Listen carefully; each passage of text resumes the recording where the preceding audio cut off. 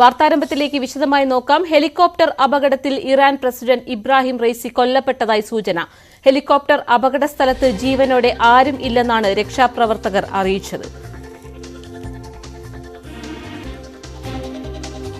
News ഡെസ്കിൽ നിന്നും രഞ്ജിത്ത് രാമചന്ദ്രൻ ചേരുന്നു. രഞ്ജിത്ത്, പ്രസിഡന്റിന്റെ മടങ്ങിവരവിനായി പ്രാർത്ഥനയോടെ കാത്തിരിക്കുകയായിരുന്നു രാജ്യം. സങ്കടകരമായ വാർത്തകളാണോ പുറത്തേക്ക് വരുന്നത്? തീർച്ചയായും പാർവതി, ഇബ്രാഹിം റൈസി കൊല്ലപ്പെട്ടു എന്ന കാര്യത്തിൽ ഏതാണ്ട് സ്ഥിരീകരണമായിരിക്കുന്നു എന്നുള്ളതാണ്. ഔദ്യോഗികമായ പ്രഖ്യാപനം മാത്രമാണ് ഇനി ബാക്കിയുള്ളത്. കാരണം ഇന്നലെ നമുക്കറിയാം 14 മണിക്കൂർ പിന്നിടുകയാണ് പ്രസിഡന്റ് ഹെലികോപ്റ്റർ കാണാതായിട്ട്. അതിനുശേഷം രക്ഷാപ്രവർത്തകർ ഈ സ്ഥലത്തേക്ക് എത്താനുള്ള നിതാന്തമായ പരിശ്രമത്തിലായിരുന്നു. പക്ഷേ അവർക്ക് ഏതാണ്ട് 1 മണിക്കൂർ മുമ്പ് മാത്രമാണ് ഈ സ്ഥലം കണ്ടെത്താനായതും അവിടേക്ക് എത്താനായതും. പൂർണ്ണമായും ആ പ്രദേശത്തേക്ക്, ഹെലികോപ്റ്റർ തകർന്ന സ്ഥലത്തേക്ക് എത്തിച്ചേരാനായിട്ടില്ല എന്ന് തന്നെയാണ് സൂചനകൾ. പക്ഷേ അവർക്ക് നിരീക്ഷണത്തിൽ നിന്ന് മനസ്സിലാകുന്നത് ഈ ഹെലികോപ്റ്ററിന്റെ കോക്പിറ്റ് ഏതാണ്ട് പൂർണ്ണമായും കത്തി നശിച്ചു കഴിഞ്ഞു എന്നുള്ളതാണ്. കത്തി നശിച്ച സ്ഥിതിയിലായിരുന്നു ഈ ഹെലികോപ്റ്ററിൽ ഉണ്ടായിരുന്ന ആളുകൾ. ആരും രക്ഷപ്പെടാനുള്ള സാധ്യതകൾ ഒന്നും അവശേഷിപ്പിക്കാതെയാണ് ഈ വലിയ അപകടം സംഭവിച്ചിരിക്കുന്നത് എന്നുള്ളതാണ്. നമുക്കറിയാം ഇന്നലെ വൈകിട്ട് 7 മണി, ഏതാണ്ട് 7 മണിയോടുകൂടിയാണ് ഈ അപകട വാർത്ത പുറം ലോകം അറിയുന്നത്. 3 ഹെലികോപ്റ്ററിലാണ് അസർബൈജാന്റെ അതിർത്തിയിലേക്ക്, അവിടെ ഇറാനും ഒപ്പം അസർബൈജാനും ചേർന്ന് നിർമ്മിക്കുന്ന ഒരു അണക്കെട്ടുണ്ട്. ആ അണക്കെട്ടിന്റെ 3ാമത്തെ അണക്കെട്ടാണത്. ഈ അണക്കെട്ടിന്റെ ഉദ്ഘാടനവുമായി ബന്ധപ്പെട്ട് അവർ അവിടെ എത്തിയതും ഈ ഉദ്ഘാടനം നിർവഹിച്ച് തിരിച്ചു വരുന്ന വഴിയാണ് ഈ അപകടത്തിലേക്ക് കാര്യങ്ങൾ എത്തിയത് എന്നുള്ളതാണ്. മറ്റ് 2 ഹെലികോപ്റ്ററുകൾ സുരക്ഷിതമായി തിരിച്ചെത്തിയ പശ്ചാത്തലമുണ്ടായിരുന്നു.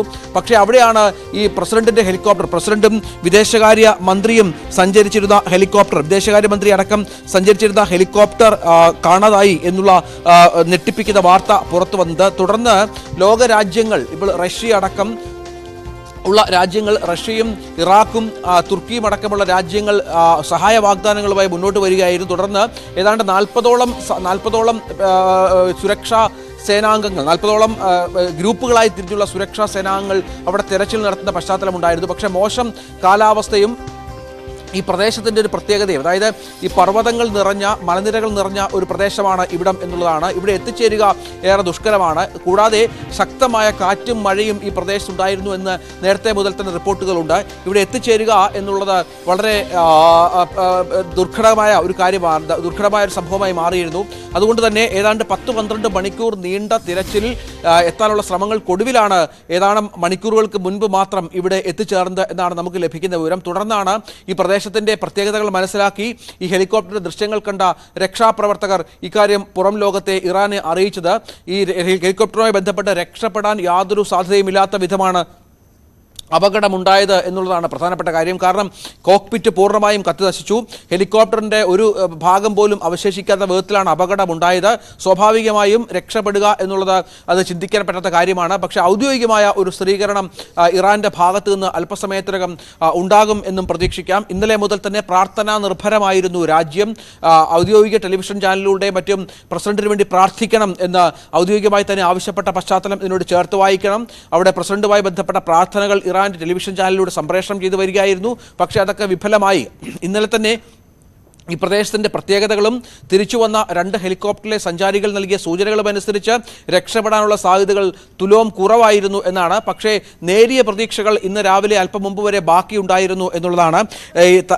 തലസ്ഥാനമായ തെഹ്റാനിൽ നിന്ന് ഏതാണ്ട് 600 കിലോമീറ്റർ വടക്ക് പടിഞ്ഞാറ് പർവ്വതനിരകൾ നിറഞ്ഞ കിഴക്കൻ അസർബൈജാൻ പ്രവിശ്യയിലൂടെയായിരുന്നു ഈ യാത്ര ഉണ്ടായിരുന്നത്.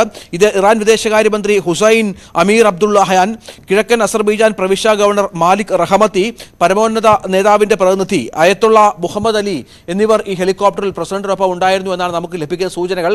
അങ്ങനെയെങ്കിൽ ഇവരും രക്ഷപ്പെടാൻ യാതൊരു സാധ്യതകളും ബാക്കി നിൽക്കുന്നില്ല. അങ്ങനെ ഇറാൻ പ്രസിഡന്റ് എന്ന് പറയുന്ന വളരെ പ്രധാനപ്പെട്ട പദവിയിരിക്കുന്ന ഒരാൾക്ക് സംഭവിച്ച ഈ ദുരന്തത്തിൽ ഞെട്ടിത്തിരിച്ചിരിക്കുകയാണ് ലോകരാജ്യങ്ങൾ. നമുക്കറിയാം കഴിഞ്ഞ കുറേ നാളുകളായി ഇറാനുമായി ബന്ധപ്പെട്ട് പല വിധത്തിലുള്ള മറ്റ് രാജ്യങ്ങളുമായുള്ള നിരവധിയായ പ്രശ്നങ്ങളുണ്ട്. ഇവിടെയൊക്കെ ഈ പ്രസിഡന്റ് ചില നിലപാടുകൾ സ്വീകരിക്കുകയും പ്രസിഡന്റ് ശക്തമായ തരത്തിൽ രാജ്യത്തെ മുന്നോട്ട് കൊണ്ടുപോകാനുള്ള ശ്രമങ്ങൾ നടത്തുകയൊക്കെ ചെയ്ത ഒരാൾ കൂടിയാണ് ഇബ്രാഹിം റൈനി എന്നുകൂടി മനസ്സിലാക്കണം.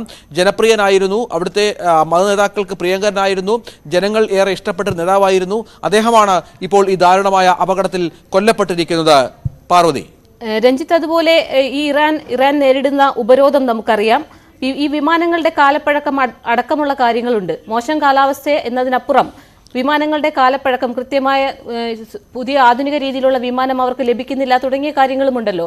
ഇത് ഏതെങ്കിലും തരത്തിലുള്ള അപകടത്തിന് ഇടയാക്കാൻ സാധ്യതയുണ്ടോ? ഇത് നമുക്ക് ഇപ്പോൾ അപകടവുമായി ബന്ധപ്പെട്ട ഈ പ്രസിഡന്റ് കൊല്ലപ്പെട്ടു എന്ന വാർത്തയാണ് ഇപ്പോൾ പുറത്തു വന്നിരിക്കുന്നത് പാർവതി. നമുക്കിനിയും ഇതുമായി ബന്ധപ്പെട്ട കൂടുതൽ അന്വേഷണങ്ങളിലേക്ക് ഇറാൻ കടക്കും എന്ന് പ്രതീക്ഷിക്കാം. കാരണം നേരത്തെ പറഞ്ഞതുപോലെ പാശ്ചാത്യ രാജ്യങ്ങളുമായി, മറ്റു രാജ്യങ്ങളുമായി, ഒപ്പം ഈ ഗൾഫ് രാജ്യങ്ങളടക്കമുള്ളവരുമായി സമീപകാലത്തായി ഒരു തരത്തിലുമുള്ള ബന്ധം ഇറാന് കാര്യമായി കാത്തുസൂക്ഷിച്ചിരുന്നില്ല.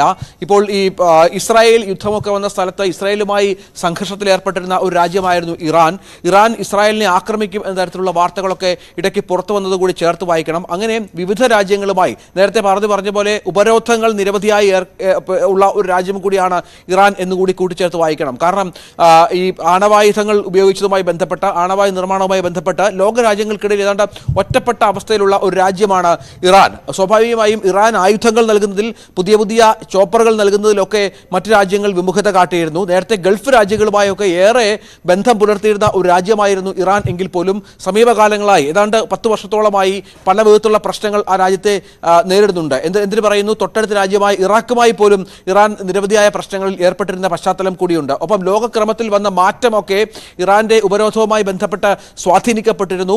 ശാക്തിക ചേരികളൊക്കെ ഇറാന് എതിരായ പശ്ചാത്തലമുണ്ട്. റഷ്യയും തുർക്കിയുമാണ് ഇറാനൊപ്പം എപ്പോഴും നിലകൊണ്ടത്.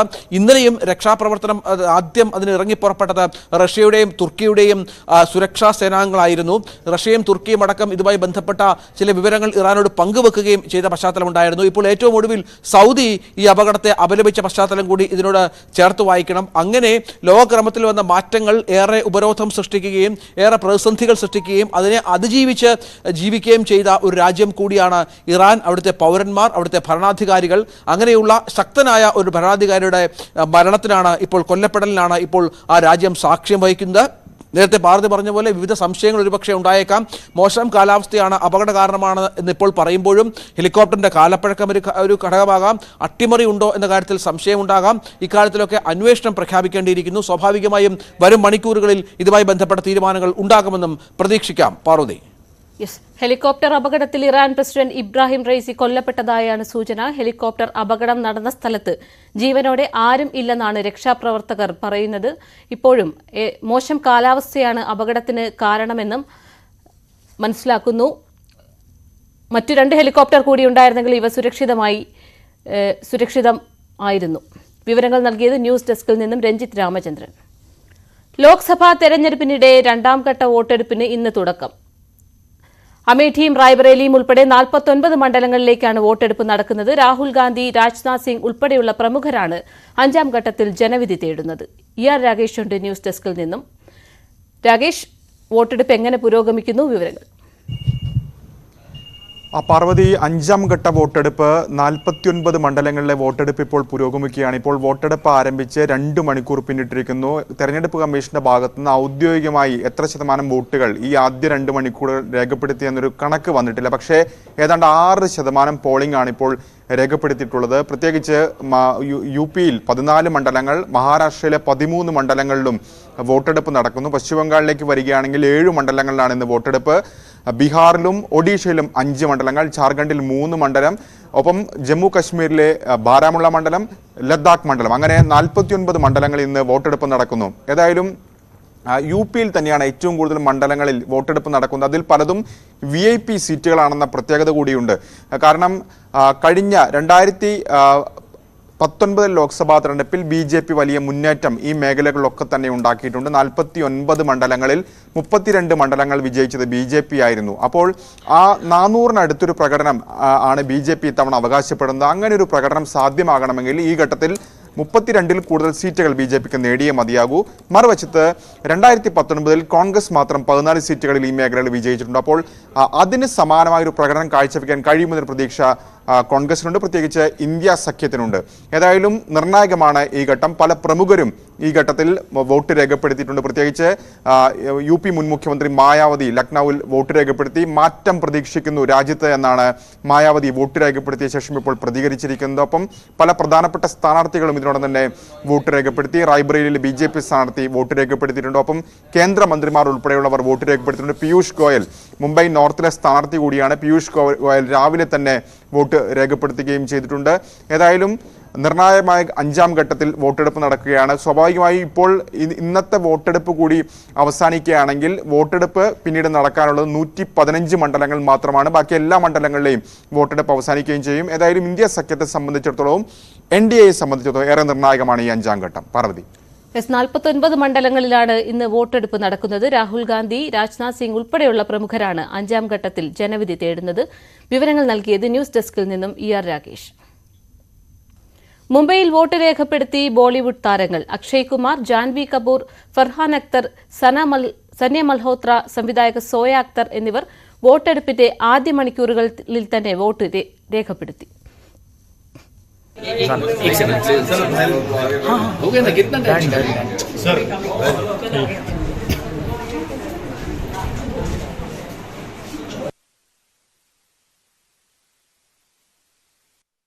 बस मैं यही कहना चाहूँगा, मैं चाहता हूँ कि मेरा भारत जो है वो विकसित रहे, वो मजबूत रहे एंड बस उसी को दिमाग में रखते हुए मैंने वोट किया और उसी हिसाब से पूरा भारत वोट करे जो उनके दिमाग में सही लगे। मुंबई में कम लोग मतदान करने के लिए निकलते हैं, उनके लिए क्या संदेश? अभी तो चालू हुआ है, तूने पहले ही बोल दिया।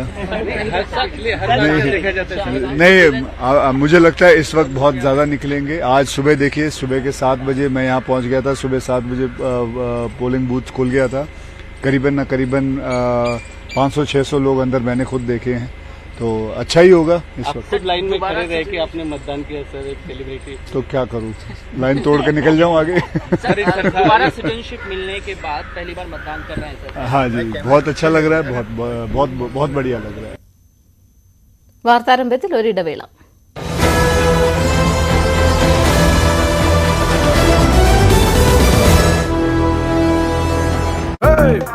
ശ്രമങ്ങൾ തീവ്രമായി നടത്തുന്ന പശ്ചാത്തലം കൂടി ചേർത്ത് വായിക്കണം. പക്ഷേ അതിപ്പോൾ സാധിക്കുന്നില്ല എന്നുള്ളതാണ് ഏറ്റവും നിർണായകമായ കാര്യം. ഏതായാലും ലോകരാജ്യങ്ങളിൽ തന്നെ വലിയൊരു ഞെട്ടലുണ്ടാക്കിയ ഒരു സംഭവമായി ഇത് മാറുകയാണ്. കാരണം ഇറാന്റെ പ്രസിഡന്റ് എന്ന് പറയുമ്പോൾ അവിടുത്തെ വളരെ പ്രധാനപ്പെട്ട ഒരു അധികാര കേന്ദ്രമാണ്. അതോടൊപ്പം ഇങ്ങനെ വളരെ നിർണായകമായ ഡെലിഗേറ്റ്സുകളും ഇവരുമായി ബന്ധപ്പെട്ട ആളുകളുമൊക്കെ നമുക്കറിയാം. അത് അസർബൈജാനുമായി ചേർന്ന് അവിടുത്തെ 3ാമത്തെ അണക്കെട്ട് ഉദ്ഘാടനവുമായി ബന്ധപ്പെട്ടാണ് ഈ ഹെലികോപ്റ്ററിൽ ഇവർ സഞ്ചരിക്കുകയും നിർണായകമായ നയതന്ത്ര നീക്കങ്ങളുമായി ബന്ധപ്പെട്ട് മുന്നോട്ട് പോവുകയും ചെയ്തത്. അതിനുശേഷമാണ് ഇപ്പോൾ ഈ അപകടം സംഭവിച്ചിരിക്കുന്നത് എന്നുള്ളതാണ്. പക്ഷേ ഇപ്പോഴും ഇവരിലേക്ക് എത്താനോ ഈ പറഞ്ഞതുപോലെ ഇവരെ കണ്ടെത്താനോ ഉള്ള ശ്രമങ്ങൾ ഒരു തരത്തിലും മുന്നോട്ട് പോകുന്നില്ല എന്നുള്ളത്. അതെ, രഞ്ജിത്ത് സൂചിപ്പിച്ചതുപോലെ തന്നെ മധ്യപൂർവ്വ മേഖലയിലെ പ്രധാന ശക്തിയായ ഇറാന്റെ തലവനാണ് ഇത്തരത്തിൽ അപകടത്തിൽപ്പെട്ടിട്ടുള്ളത്.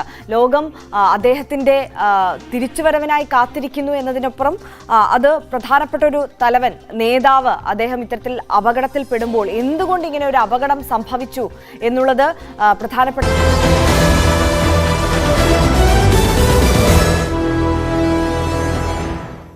തെക്കൻ കേരളത്തിലും മധ്യ കേരളത്തിലും ഇന്ന് അതിതീവ്ര മഴ മുന്നറിയിപ്പുണ്ട്.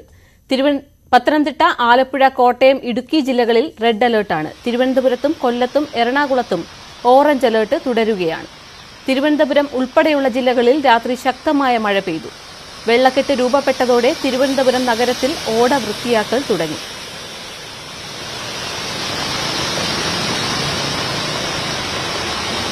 വിശദാംശങ്ങളുമായി MG മിഥുൻ ചേരുന്നു. മിഥുൻ, നമുക്ക് ദൃശ്യങ്ങളിൽ കാണാം കനത്ത വെള്ളക്കെട്ടാണ്. ഇതെവിടെയാണ് വിവരങ്ങൾ?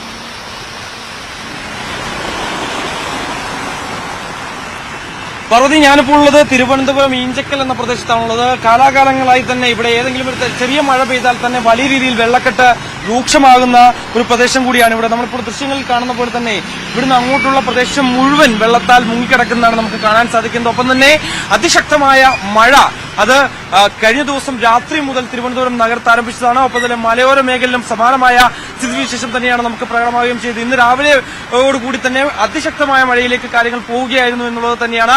ഇതുമൂലം നഗരത്തിലെ പല പ്രദേശങ്ങളിലും വെള്ളക്കെട്ടിലാണ് എന്നുള്ളതാണ് ഏറ്റവും ശ്രദ്ധേയമായിട്ടുള്ള കാര്യം. കൂടാതെ മഴക്കാലമാകുന്നതിന് മുമ്പ് തന്നെ ഇത് പ്രതിരോധിക്കുന്നതിന് വേണ്ടിയുള്ള നടപടികൾ ജില്ലാ ഭരണകൂടത്തിന്റെ ഭാഗത്തുനിന്നും ഉണ്ടായിരുന്നു. അതിന്റെ ഭാഗമായി ഓട വൃത്തിയാക്കൽ അടക്കമുള്ള നടപടികളിലേക്ക് കടന്നിട്ടുണ്ടെങ്കിൽ പോലും തന്നെ നഗരഹൃദയ ഭാഗത്തെല്ലാം തന്നെ ഇപ്പോഴും അതിരൂക്ഷമായിട്ടുള്ള വെള്ളക്കെട്ടാണ് എന്നുള്ളത് തന്നെയാണ്. നമ്മളിപ്പോൾ ദൃശ്യങ്ങൾ കാണുന്ന പോലെ തന്നെ ഇരുചക്ര വാഹനങ്ങളും ഒക്കെ തന്നെ വളരെ ബുദ്ധിമുട്ടിയാണ് ഈ മേഖല കൂടി കടന്നു പോവുകയും ചെയ്യുന്നത്. കൂടാതെ പ്രധാനമായും കടലിൽ, അതായത് മത്സ്യത്തൊഴിലാളികളോട് കടലിൽ പോകുന്ന ഒരു കർശനമായ നിർദ്ദേശം ജില്ലാ ഭരണകൂടം നൽകിയിട്ടുണ്ട്.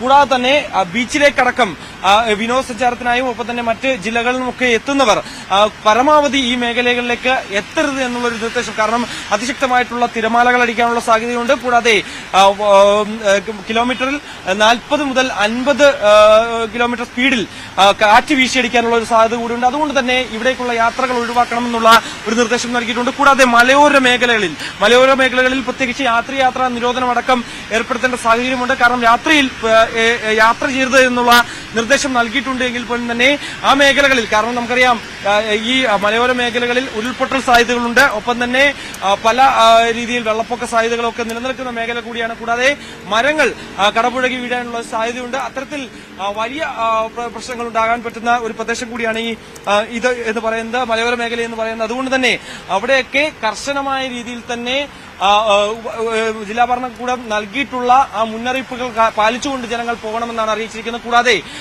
രോഗവ്യാപനം അതിരൂക്ഷമാകാനുള്ള സാധ്യതയുണ്ട്. കാരണം മഴക്കാലമായതിനാൽ തന്നെ പിന്നീട് ഈ കുട്ടികൾക്കും ഒപ്പം തന്നെ ഈ വെള്ളത്തിലൂടെ പല വിധത്തിലുള്ള രോഗബാധകൾ പടർന്നു പിടിക്കാനുള്ള ഒരു സാഹചര്യമുണ്ട്. അതുകൊണ്ട് തന്നെ കൂടുതൽ പേരും ഇത്തരത്തിൽ ഇങ്ങനെ ഞാൻ നിൽക്കുന്നത് പോലെ തന്നെ ഇങ്ങനെ വെള്ളത്തിലൊന്നും ഇറങ്ങി കളിക്കരുതെന്ന് എന്നുള്ളതാണ് ഏറ്റവും പ്രധാനമായും എടുത്തു പറയേണ്ട കാര്യം. കാരണം അത്രയ്ക്കും മലിനമായുള്ള ജലമാണ് ഒഴുകിയെത്തുന്നത്. കാരണം ഓടകൾ പലതും നിറഞ്ഞ് കവിഞ്ഞിരിക്കുന്ന ഒരു സ്ഥിതിവിശേഷമുണ്ട്. അത്തരത്തിൽ അതിരൂക്ഷമായ വെള്ളപ്പൊക്കം തന്നെയാണ് നമുക്ക് തിരുവനന്തപുരം നഗരത്തിൽ നിന്ന് കാണാൻ സാധിക്കുകയും ചെയ്യുന്നത്. കൂടാതെ ഞാൻ നേരത്തെ സൂചിപ്പിച്ചപ്പോൾ തന്നെ തിരുവനന്തപുരത്ത് ഇന്ന് ഓറഞ്ച് അലർട്ടാണ്. ഇനി അടുത്ത മുന്നറിയിപ്പ് അല്പസമയത്തിനകം പുറത്തുവരികയും ചെയ്യും. കാലാവസ്ഥാ വകുപ്പിന്റെ ഭാഗത്ത് നിന്ന് കൂടുതൽ ജില്ലകളിൽ റെഡ് അലർട്ട് അടക്കമുള്ള അലർട്ടുകൾ പ്രഖ്യാപിക്കേണ്ട സാഹചര്യമുണ്ട് എന്നുള്ളത് തന്നെയാണ്. കാരണം കഴിഞ്ഞ ദിവസം രാത്രി തുടങ്ങിയ മഴയ്ക്ക് ഇപ്പോഴും ശമനമില്ലാതെ തിരുവനന്തപുരത്ത് തുടരുന്നു എന്നുള്ളത് തന്നെയാണ്. അതുകൊണ്ട് തന്നെ തിരുവനന്തപുരത്തും അതിതീവ്ര മഴയ്ക്കുള്ള സാധ്യതയുണ്ട്.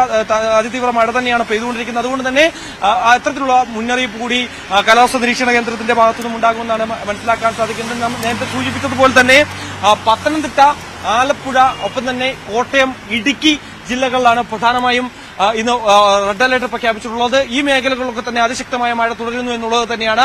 മലയോര മേഖലയിൽ പ്രത്യേകിച്ച് അതിശക്തമായ അതിതീവ്രമായ മഴ ലഭിക്കുന്നു എന്നുള്ളത് തന്നെയാണ്.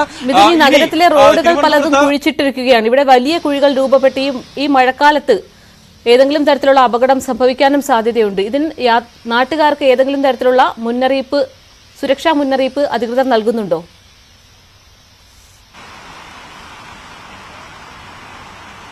പാർവതി, നമ്മൾ തന്നെ ഈ ഒരു മഴക്കാലമാണ്, ഒപ്പം തന്നെ സ്കൂൾ തുറക്കാനുള്ള ഒരു കുറച്ച് ദിവസം കൂടി മാത്രമേ ബാക്കിയുള്ളൂ. കുട്ടികളടക്കമുള്ളവർ സ്കൂളിൽ പോകേണ്ട ഒരു കാര്യമുണ്ട്. അതുകൊണ്ട് തന്നെ ഈ റോഡിന്റെ കുഴി, അതുമായി ബന്ധപ്പെട്ട് നമ്മൾ തന്നെ ഒരു ക്യാമ്പയിൻ നടത്തിയതായിരുന്നു. ഏകദേശം നഗരഹൃദയത്തിലെ പ്രധാനപ്പെട്ട എല്ലാ റോഡുകളിലും ഈ സ്മാർട്ട് സിറ്റിയുടെ ഭാഗമായി കുഴിച്ചിട്ടിരിക്കുന്ന ഒരു സ്ഥിതിവിശേഷമുണ്ട്. അത്തരത്തിൽ പല രീതിയിൽ ഇത്തരത്തിൽ മഴ പെയ്തതോടുകൂടി തന്നെ കുഴികളൊന്നും തന്നെ കാണാൻ പറ്റാത്ത ഒരു സാഹചര്യമാണുള്ളത്. അവിടെയൊക്കെ ഈ സ്മാർട്ട് സിറ്റിയുടെ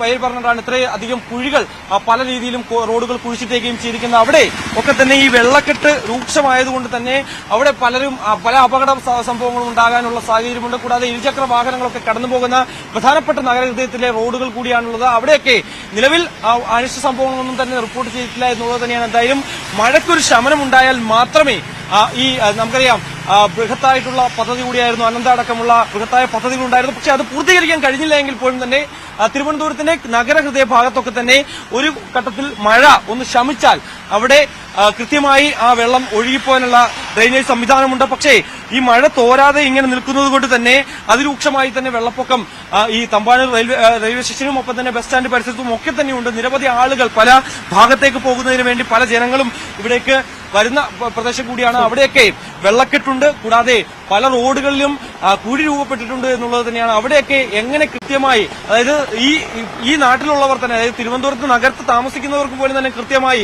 അറിയില്ല ഈ റോഡിൽ ഇപ്പോൾ കുഴിയുണ്ടോ എന്നത്. കാരണം തലേ ദിവസങ്ങളിൽ നമ്മൾ പോലും കണ്ടിട്ടുള്ള ഒരു കാര്യം തന്നെയാണ്. തലേ ദിവസങ്ങളിൽ ആ റോഡിൽ ഒരു പ്രശ്നം ഉണ്ടായില്ല. പക്ഷെ പിറ്റേ ദിവസം ആ റോഡിലൂടെ പോകുമ്പോൾ അവിടെ കുഴിയെടുത്തിട്ടിരിക്കുന്ന കാണാം. പൈപ്പ് ഇടുന്നതിന് വേണ്ടിയുള്ള നടപടികൾ ആരംഭിക്കുന്നത് നമുക്ക് കാണാൻ സാധിക്കുകയും ചെയ്യും. അത്തരത്തിൽ അതിരൂക്ഷമായി തന്നെ ഈ ഒരു വെള്ളക്കെട്ട് അനുഭവപ്പെടുന്ന മേഖല കൂടിയായി മാറിയിരിക്കുന്നു തിരുവനന്തപുരം നഗരം എന്നുള്ളത് തന്നെയാണ്. എന്തായാലും വരും മണിക്കൂറിൽ അതിശക്തമായിട്ടുള്ള മഴ ഉണ്ടാകാനുള്ള സാധ്യതയുണ്ട്. അതുകൊണ്ട് തന്നെ മുൻകരുതലെടുക്കണം, ജാഗ്രത പുലർത്തണമെന്നുള്ള നിർദ്ദേശം കൂടിയാണ്. രാത്രി മുതൽ തന്നെ തിരുവനന്തപുരം നഗരത്തിൽ കനത്ത മഴയാണ്. പലയിടങ്ങളിലും റോഡിൽ വെള്ളക്കെട്ട് രൂപപ്പെട്ടിട്ടുണ്ട്. ഒപ്പം ഓടകളുടെ ശുചീകരണം അടക്കമുള്ള കാര്യങ്ങളും പുരോഗമിക്കുന്നുണ്ട്.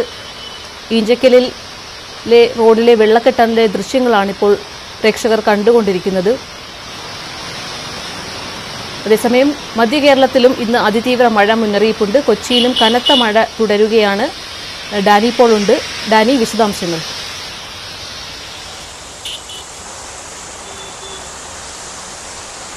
പകുതി ശക്തമായ മഴ ആയിരിക്കുന്നു ഇപ്പോൾ എറണാകുളം ജില്ലയിലെ. കൊച്ചിയിലെ പൊതുവെ പറഞ്ഞാൽ നല്ല മഴയിലേക്ക് മാറിയിരിക്കുന്നു. രാവിലെ എത്തുമ്പോൾ ഈ രീതിയിലുള്ള ഒരു മഴ, ചാറ്റൽ മഴ എന്ന രീതിയിലായിരുന്നു. പക്ഷേ ഇപ്പോൾ സ്ഥിതി മാറിയിരിക്കുന്നു. കനത്ത മഴയാണ് തുടരുന്നത്. ഇതാ വരും മണിക്കൂറുകളിൽ ഇതേ രീതിയിൽ തന്നെ മഴ തുടരുകയാണെങ്കിൽ അത് കൊച്ചിയിലെ ഏറ്റവും കുപ്രസിദ്ധമായ ഒരു വെള്ളക്കെട്ട് രൂപപ്പെടുമോ എന്ന കാര്യത്തിലെല്ലാം ആശങ്കയുണർത്തുന്നുണ്ട്. പ്രത്യേകിച്ച് ഈ വർഷകാല അതിന് മുന്നോടിയായിട്ടുള്ള ശുചീകരണ പ്രവർത്തനങ്ങൾ എത്രത്തോളം പൂർണ്ണതയിലെത്തിയിട്ടുണ്ട് എന്നത് സംബന്ധിച്ചുള്ള ഒരു വിലയിരുത്തലടക്കം നടക്കുന്നതേയുള്ളൂ. പലയിടത്തും മഴ മുന്നറിയിപ്പുകൾ വന്നതിന് ശേഷമാണ് കാന ശുചീകരണം അടക്കമുള്ള കാര്യങ്ങൾ, അതിൻ്റെ ഒഴുക്ക് തടസ്സപ്പെടുത്താതെ അതിൻ്റെ മാലിന്യങ്ങൾ നീക്കുന്ന അടക്കമുള്ള പ്രവർത്തനങ്ങൾ നടന്നു വന്നിരുന്നത്. അതെല്ലാം തന്നെ പാതി വഴിയിൽ തന്നെയാണ്. പലയിടത്തും ഈ ഡ്രൈനേജുകൾക്ക് മാത്രമല്ല, ഇത് വിശാലമായിട്ട് ഒഴുകിപ്പോകാൻ കഴിയുന്ന വലിയ തോടുകൾ, അതിൻ്റെ എല്ലാം തന്നെ മാലിന്യങ്ങൾ നീക്കം ചെയ്യുക, ഒഴുക്ക് സുഗമമാക്കുക, അത്തരം പ്രവൃത്തികളെല്ലാം തന്നെ അതിൻ്റെ പുരോഗമിക്കുന്നൊരു ഘട്ടത്തിലാണ്. പ്രത്യേകിച്ച് മുല്ലശ്ശേരി കനാൽ അടക്കമുള്ള പദ്ധതികൾ ബ്രേക്ക് ത്രൂ അതിൻ്റെ ഒരു വിവിധ ഘട്ടങ്ങളിലൂടെ കടന്നു പോകുമ്പോൾ പലയിടത്തും അതിൻ്റെ തടസ്സങ്ങളെല്ലാം തന്നെ നേരിട്ടിരുന്നു.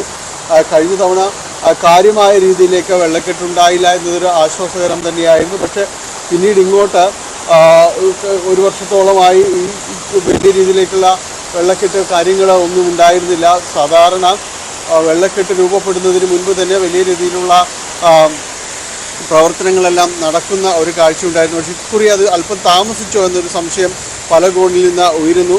അതിനിടെയാണ് മഴ മുന്നറിയിപ്പുകൾ വരുന്നത്. ഒപ്പം പലയിടത്തും ശുചീകരണ പ്രവർത്തനങ്ങളും അതിനോടൊപ്പം തന്നെ തകൃതിയായിട്ട് തന്നെ തുടങ്ങിയിട്ടും ഉണ്ടായിരുന്നു.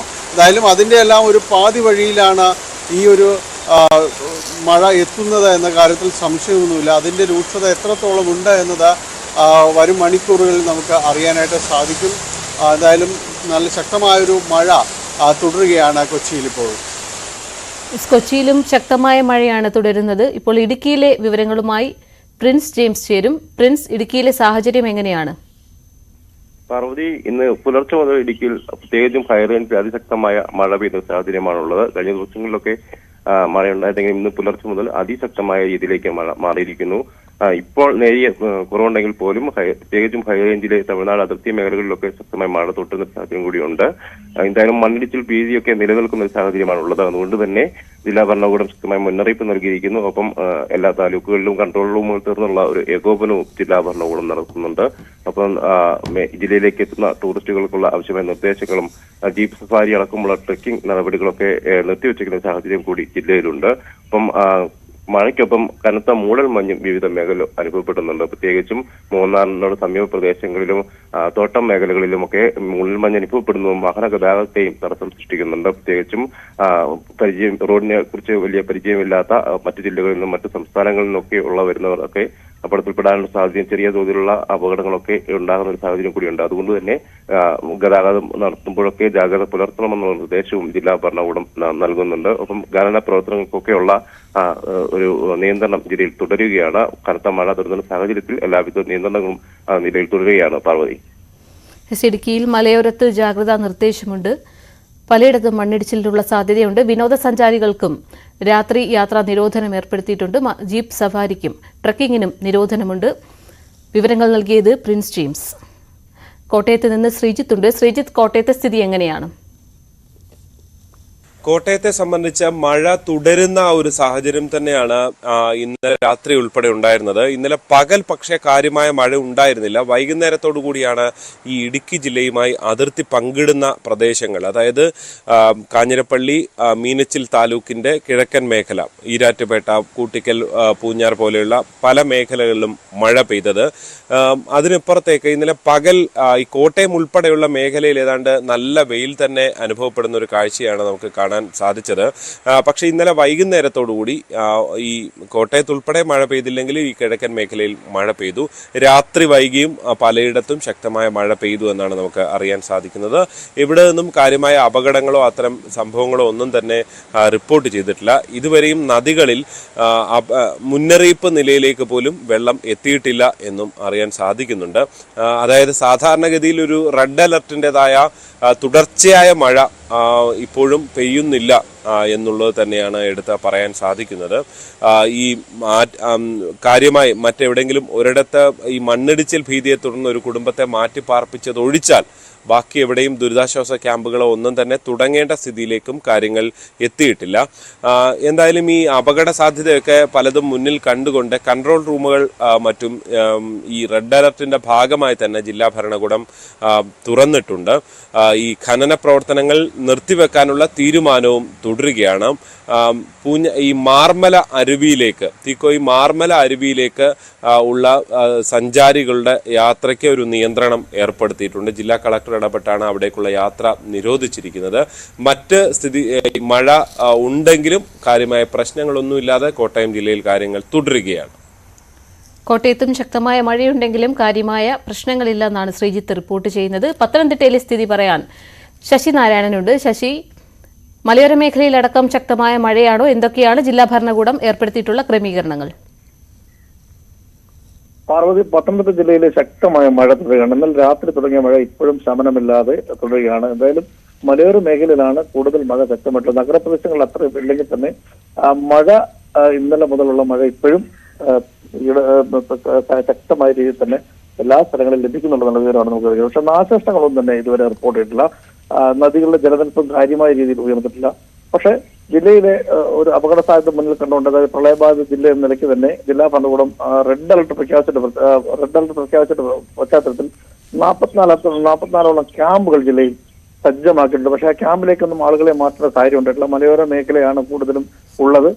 ഈ ഭാഗങ്ങളിൽ മണ്ണിടിച്ചിലും അതുപോലെ തന്നെ ഉരുൾപൊട്ടലും ഉണ്ടാകാൻ സാധ്യതയുള്ള പല പ്രാവശ്യം മഴക്കാലത്ത് ഇത്തരം സംഭവങ്ങൾ ഇവിടെ ഉണ്ടാകാറുണ്ട്. അതുകൊണ്ട് തന്നെ കൂന്നി, റാന്നി, തിരുവല്ല തുടങ്ങിയ താലൂക്കുകളിലൊക്കെ ആ താലൂക്കിന്റെ അധീനതയുള്ള സ്ഥലങ്ങളിലെല്ലാം ഈ ക്യാമ്പുകൾ സജ്ജമാക്കിയിട്ടുണ്ട്. ഉദ്യോഗസ്ഥർക്ക് എല്ലാ താലൂക്ക് തഹസിൽദാർമാർക്കും അതിന്റെ ചുമതലകൾ കൊടുത്തിട്ടുണ്ട്. കൺട്രോൾ റൂമുകൾ പത്തനംതിട്ട ജില്ലയിൽ തുറന്നിട്ടുണ്ട്.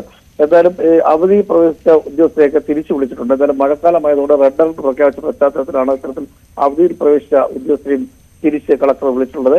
മലയോര മേഖലയിലേക്കുള്ള യാത്രയ്ക്ക്, വിനോദസഞ്ചാരികളടക്കമുള്ള യാത്രയ്ക്ക് നിരോധനമുണ്ട്. ഗവി അടക്കമുള്ള മേഖലയിലേക്ക് യാത്രാ നിരോധനം പത്തനംതിട്ട ഇന്നലെയും ഇന്നുമായി തുടരുകയാണ്. എന്തായാലും 3 ദിവസം, അതായത് ഈ 19, 20, 21, 23 എന്നീ തീയതികളിലാണ് ഇത്തരമൊരു നിരോധനമുള്ളത്. എന്തായാലും കോറികളുടെ പ്രവർത്തനം നിർത്തിവെക്കാനും നിർദ്ദേശം നൽകിയിട്ടുണ്ട്. അതുകൊണ്ട് ഒരു മുന്നൊരുക്കങ്ങളെല്ലാം സജ്ജമാക്കിയിട്ടുണ്ട്. പക്ഷേ ജാഗ്രത ഇപ്പോഴും തുടരുകയാണ്. നിലവിലത്തെ സാഹചര്യത്തിൽ മലയോര മേഖലയിൽ മഴ ശക്തമാണെങ്കിലും യാതൊരു നാശനഷ്ടങ്ങളോ അപകടങ്ങളോ ഇതുവരെ റിപ്പോർട്ട് ചെയ്തിട്ടില്ല. എന്തായാലും ജില്ലാ ഭരണകൂടത്തിന്റെ നിർദ്ദേശത്തുടർന്ന് ഇത്തരം ജാഗ്രത ഇപ്പോഴും ജില്ലയിൽ തുടരുകയാണ്. പാർവതി, തെക്കൻ കേരളത്തിലും മധ്യ കേരളത്തിലും ശക്തമായ മഴയാണ്. പലയിടങ്ങളിലും ഇന്നലെ രാത്രി തുടങ്ങിയ മഴ ഇപ്പോഴും തുടരുകയാണ്. പത്തനംതിട്ടയിൽ 44 ക്യാമ്പുകൾ തുറന്നിട്ടുണ്ട്. പക്ഷേ ഇവിടേക്ക് ആരെയും മാറ്റി പാർപ്പിച്ചിട്ടില്ല. മലയോര മേഖലയിലും ശക്തമായ മഴയുണ്ട്. ക്വാറികളുടെ പ്രവർത്തനം നിർത്തിവെക്കണമെന്നും ജില്ലാ ഭരണകൂടം നിർദ്ദേശം നൽകിയിട്ടുണ്ട്. പത്തനംതിട്ടയുടെ സ്ഥിതി പറഞ്ഞതിപ്പോൾ ശശി നാരായണനാണ്. ഒപ്പം MG Mithun, Dani Paul, G Sreejith എന്നിവരും മഴയുടെ വിവരങ്ങൾ നൽകി. മറ്റൊരു വാർത്തയിലേക്ക്. ഇടുക്കിയുടെ അതിർത്തി മേഖലകളിൽ ഡെങ്കിപ്പനി പടരുന്നു. തോട്ടം, കാർഷിക മേഖലകൾ ഉൾപ്പെടുന്ന 5 പഞ്ചായത്തുകളിലാണ് രോഗബാധ സ്ഥിരീകരിച്ചത്. പാമ്പാടുംപാറയിൽ ഡെങ്കിപ്പനിക്ക് പുറമെ മന്തും മലേറിയയും സ്ഥിരീകരിച്ചു. അതിർത്തി പ്രദേശങ്ങളായ കരുണാപുരം, പാമ്പാടുംപാറ, ഉടുമ്പൻചോല, ശാന്തൻപാറ, നെടുങ്കണ്ടം പഞ്ചായത്തുകളിലാണ് പകർച്ചവ്യാധികൾ പടരുന്നത്. ശാന്തൻപാറയിൽ ഒരാൾക്ക് ഡെങ്കിപ്പനി സ്ഥിരീകരിച്ചു. 15 പേർ നിരീക്ഷണത്തിലാണ്. ഉടുമ്പൻചോലയിൽ 2 പേർക്ക് രോഗം സ്ഥിരീകരിച്ചിട്ടുണ്ട്. 8 പേരാണ് നിരീക്ഷണത്തിലുള്ളത്. പാമ്പാടുംപാറയിൽ 6 പേർക്കും രോഗമുണ്ട്. ഇവിടെ 4 പേർക്ക് മലേറിയയും സ്ഥിരീകരിച്ചു. ഇതര സംസ്ഥാന തൊഴിലാളികൾക്കിടയിലാണ് മന്തും മലേറിയയും പടർന്നു പിടിച്ചിരിക്കുന്നത്. ഇപ്പോൾ കുറച്ച് നാളുകളായിട്ട് 2-3 മാസമായിട്ട് നമുക്ക് ഇവിടെ കുറച്ച് പനികൾ റിപ്പോർട്ട് ചെയ്തിരുന്നു. അപ്പൊ അത് കൗണ്ട് ഒക്കെ നമ്മൾ ടെസ്റ്റ് ചെയ്തപ്പോൾ NS1 ആന്റിജൻ കുറച്ച് പോസിറ്റീവായിട്ട് കണ്ടു. അപ്പോൾ ആളുകളൊക്കെ കുറച്ച് പാനിക്കായി ഡെങ്കുവിന്റെ ഒരു ഭീതി യിലേക്ക് വന്നിരുന്നു. അപ്പം നമ്മളത് കൂടുതൽ ടെസ്റ്റുകൾ ചെയ്യാനായിട്ട് നമ്മൾ IgM IgG ഒക്കെ ചെയ്തപ്പോൾ അതും ഇടവിട്ട് 1-2 പോസിറ്റീവുകൾ കുറച്ച് കിട്ടി. പിന്നെ നമ്മൾ കൺഫർമേറ്ററി ടെസ്റ്റ് ആയിട്ട് ഇത് എലൈസ ടെസ്റ്റ് ആണ് ചെയ്യുന്നത്. അതിന് വേണ്ടിയിട്ട് നമ്മളൊരു 8 സാമ്പിളുകൾ നമ്മൾ താലൂക്ക് ആശുപത്രിയിലേക്ക് അയച്ചിരുന്നു. അതിൽ കിട്ടിയ റിസൾട്ട് അനുസരിച്ചിട്ട് നമുക്കൊരു ഡെങ്കിപ്പനി മാത്രമാണ് പോസിറ്റീവായിട്ട് കിട്ടിയിരിക്കുന്നത്. കരുണാപുരത്ത് 3 പേർക്കാണ് ഡെങ്കിപ്പനി ബാധ. ഇവിടെയും 6 പേർ നിരീക്ഷണത്തിലാണ്. നെടുങ്കണ്ടത്ത് 11 പേർക്ക് രോഗബാധ സംശയിക്കുന്നുണ്ട്. നമ്മളെ ക്ലോറിനേഷൻ ഉൾപ്പെടെ, അതായത് ഫോഗിങ്, ക്ലോറിനേഷന് ഈ വീട്ടിൽ കഴിയുന്നവർക്ക് വല ഇട്ടിട്ടുണ്ട്. അപ്പം ഇവരെ കൊതുക് കടിക്കാതെ ഇവരെ കടിക്കുന്ന കൊതുക് മറ്റുള്ളവരിലേക്ക് പോയി ഇതിന്റെ പകർച്ചവ്യാപനം തടയുന്നതിന് നമുക്ക് സാധിച്ചിട്ടുണ്ട്. എല്ലാവരും തന്നെ വലയ്ക്കകത്താണ് കഴിയുന്നത്. തോട്ടം തൊഴിലാളികൾ തിങ്ങിപ്പാർക്കുന്ന ഇടങ്ങളിൽ ആരോഗ്യവകുപ്പ് പ്രതിരോധ പ്രവർത്തനങ്ങൾ ഊർജിതമാക്കി. ന്യൂസ് 18 ഇടുക്കി. ഒരിടവേള കൂടി.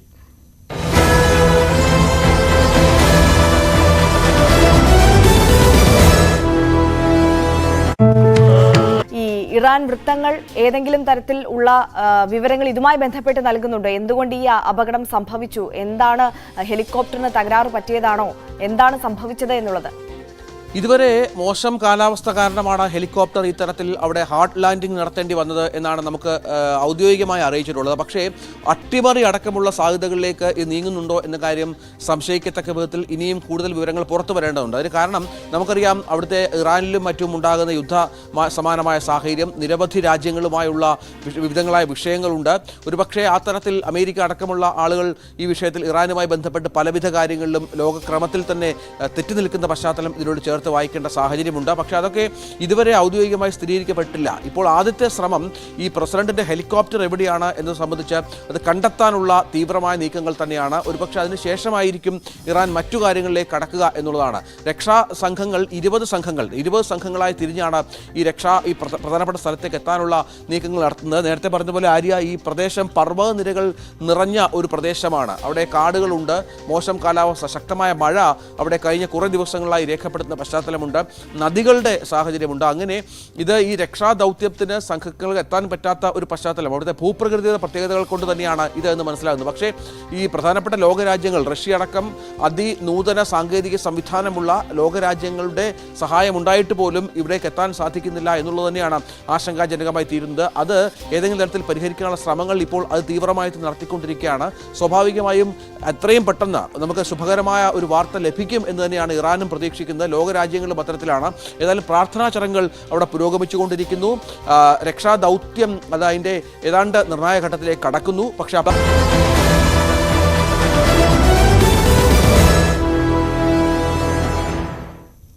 കാസർഗോഡ് പടരക്കാട് 10 വയസ്സുകാരിയെ തട്ടിക്കൊണ്ടുപോയി ലൈംഗികാതിക്രമം നടത്തിയ കേസിൽ പ്രതിയെ തിരിച്ചറിഞ്ഞു.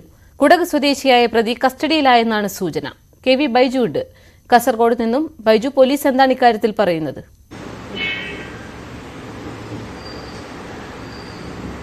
പാർവതി, തീർച്ചയായും ഈ കേസിലെ പ്രതിയെ തിരിച്ചറിഞ്ഞതായി പോലീസ് സ്ഥിരീകരിക്കുന്നുണ്ട്. പക്ഷേ ഇയാൾ കസ്റ്റഡിയിലുണ്ടോ എന്ന കാര്യത്തിൽ പോലീസ് ഒരു സ്ഥിരീകരണം നൽകുന്നില്ല. നമുക്ക് മനസ്സിലാക്കാൻ സാധിക്കുന്നത് ഇയാൾ കസ്റ്റഡിയിലുണ്ട് എന്ന് തന്നെയാണ്. ഇയാൾ കൊടക് സ്വദേശിയാണ്. നേരത്തെ സമാനമായ ഒരു കുറ്റകൃത്യത്തിൽ ഏർപ്പെട്ടതിന് ഇയാൾക്കെതിരെ കേസ് ഇപ്പോൾ നിലവിലുണ്ട്. അതായത് കൊടകിൽ ഒരു 10ാം ക്ലാസ്സുകാരിയെ, അതായത് തന്റെ ബന്ധുവിനെ വീട്ടിൽ കൊണ്ടുപോകാൻ പോകുന്നതിനിടയിൽ ഇത്തരത്തിൽ ഇതേ സമാനമായ രീതിയിൽ ഈ കുട്ടിയെ നേരെ ലൈംഗിക അതിക്രമം നടത്തിയതിന് ഇയാൾക്കെതിരെ കേസുണ്ട്. എന്തായാലും ഇയാളെ ഇപ്പോൾ തിരിച്ചറിഞ്ഞിരിക്കുന്ന വളരെ പ്രധാനപ്പെട്ട ഒരു വാർത്തയാണ് പുറത്തുവരുന്നത്. ഇതിൽ ഏറ്റവും പ്രധാനം ഈ CCTV ദൃശ്യങ്ങളാണ്. ന്യൂസ് 18 പുറത്തുവിട്ട വെള്ളിയാഴ്ച പുറത്തുവിട്ട CCTV ദൃശ്യമാണ് ഇതിൽ നിർണായകമായത്. ഈ ദൃശ്യം കണ്ട ഇവരുടെ ബന്ധുക്കൾ, അതായത് ഇതിൽ മുഖം വ്യക്തമായിരുന്നില്ല. വളരെ രാത്രി 2:30 പുലർച്ചെ 2:30 ഒരു ദൃശ്യമാണ്. അതുകൊണ്ട് തന്നെ മുഖം വ്യക്തമായിരുന്നില്ല. ഈ CCTV ദൃശ്യത്തിൽ നിന്നാണ് ഈ ബന്ധുക്കൾ ഇയാളെ തിരിച്ചറിഞ്ഞതും പിന്നീട് പോലീസിനെ വിവരം അറിയിക്കുന്നു. തുടർന്ന് പോലീസ് അന്വേഷിക്കുമ്പോഴേക്കും ഇയാൾ അന്ന് കൃത്യം നടന്ന, അതായത് ബുധനാഴ്ച പുലർച്ചെ 2:30 ഇയാളെ കണ്ടവരുണ്ട്. പക്ഷെ പിന്നീട് ഇയാളെ കാണാനില്ല. ഇയാളുടെ മൊബൈൽ ഫോണും സ്വിച്ച് ഓഫ് ആയ നിലയിലായിരുന്നു. അതിനുശേഷമാണ് ബന്ധുക്കൾ ഈ CCTV ദൃശ്യങ്ങൾ കൂടി കണ്ടതോടെ ഇയാളാണെന്ന കാര്യത്തിൽ കാര്യത്തിൽ ഉറപ്പായത് അത് പോലീസിന് അറിയിക്കും. പിന്നീട് പോലീസ് ഇത് സംബന്ധിച്ച ഔദ്യോഗികമായ സ്ഥിരീകരണം നമുക്ക് അല്പസമയം മുമ്പ് നൽകുന്ന സാഹചര്യമുണ്ട്. എന്തായാലും ഇയാൾക്കായി അന്വേഷണം ഊർജിതമാക്കിയ എന്നാണ് പോലീസ് പറയുന്നത്. പക്ഷേ ഇയാൾ കസ്റ്റഡിയിലുള്ളതായും സൂചനയുണ്ട്. നാളെയോ മറ്റന്നാളോ അറസ്റ്റ് രേഖപ്പെടുത്തുമെന്നാണ് പോലീസ് അറിയിക്കുന്നത്. ഇയാൾ രാത്രി നേരങ്ങളിൽ ഇത്തരത്തിൽ ഈ പ്രദേശങ്ങളിൽ അലഞ്ഞു തിരിഞ്ഞ് നടക്കാറുണ്ട്.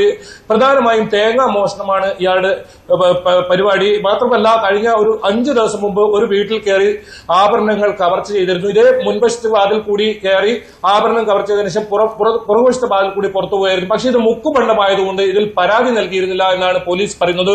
ഇയാൾക്കെതിരെ മറ്റ് കേസുകൾ ഏതെങ്കിലും ഉണ്ടോ, കൂടുതൽ കേസുകൾ ഏതെങ്കിലും ഉണ്ടോ എന്ന കാര്യത്തിലും അന്വേഷണം നടക്കുന്നുണ്ട്. എന്തായാലും പ്രതിയെ തിരിച്ചറിഞ്ഞിരിക്കുന്നു. ഈ നേരത്തെ ഒരു പ്രതിയെന്ന് സംശയിക്കുന്ന ഒരാളെ കസ്റ്റഡിയിലെടുത്തിരുന്നു. ഇയാൾ നിരവധി കേസുകളിലെ പ്രതിയാണ്. ഇയാൾക്ക് ഈ കുറ്റകൃത്യമായി പങ്കില്ല എന്ന കാര്യത്തിൽ പോലീസ് സ്ഥിരീകരണം നൽകുന്നുണ്ട്. ഇയാളെ വാറന്റ് കേസിൽ കോടതിയിൽ ഇന്ന് ഹാജരാക്കുമെന്നാണ് പോലീസ് പറയുന്നത്. ഇയാൾ DNA പരിശോധനാ ഫലം ഏതായാലും വരാനുണ്ട്. പക്ഷേ ഇയാളല്ല ഈ കുറ്റകൃത്യം നടത്തിയത്. ഇപ്പോൾ കുടക് സ്വദേശിയായ 29-കാരനാണ് ഈ കുറ്റകൃത്യം നടത്തിയത്. ഈ പെൺകുട്ടിയുടെ വീട്ടിന്റെ 500 മീറ്റർ മാത്രം മാറിയാണ് ഈ കുടക് സ്വദേശിയുടെ താമസം. ഇയാൾ വിവാഹം കഴിച്ചത് ഈ പ്രദേശത്താണ്. അങ്ങനെ 4 വർഷത്തോളമായി ഈ പ്രദേശത്തായിരുന്നു താമസം എന്നാണ് പറയുന്നത്. എന്തായാലും ഇയാളെ കുറിച്ചുള്ള കൂടുതൽ വിവരങ്ങളും മറ്റു കാര്യങ്ങളും അറസ്റ്റ് ഉൾപ്പെടെയുള്ള നടപടികളും വരും സമയങ്ങളിൽ നമുക്ക് അറിയാൻ സാധിക്കും. പാർവതി. കാസർഗോഡ് 10 വയസ്സുകാരിയെ തട്ടിക്കൊണ്ടുപോയി പീഡിപ്പിച്ച സംഭവത്തിൽ പ്രതി പോലീസ് കസ്റ്റഡിയിലായതായാണ് സൂചന. വിവരങ്ങൾ നൽകിയത് KV ബൈജു. അവയവ കടത്തിരകളിൽ അധികവും കേരളത്തിന് പുറത്തുനിന്നുള്ളവർ ആണ്. കൂടുതൽ പേരും ഉത്തരേന്ത്യയിൽ നിന്നുള്ളവരാണ്. കേരളത്തിലെ അതിഥി തൊഴിലാളികളും ഇരകളായെന്നാണ് നിഗമനം. ഗൾഫ് മേഖല കേന്ദ്രീകരിച്ചുള്ള അന്താരാഷ്ട്ര അവയവ മാഫിയയുടെ ഇന്ത്യയിലെ പ്രവർത്തനം ഹൈദരാബാദ് കേന്ദ്രമാക്കിയാണ്. മാഫിയ സംഘത്തിലെ മുഖ്യ കണ്ണിയാണ് തൃശൂർ വലപ്പാട് സ്വദേശി സബിത് നാസർ. കേസിൽ കേന്ദ്ര ഏജൻസികളുടെ പ്രാഥമിക അന്വേഷണം പൂർത്തിയാക്കി. സബിത് നാസറിനെ ഇന്ന് കോടതിയിൽ ഹാജരാക്കും.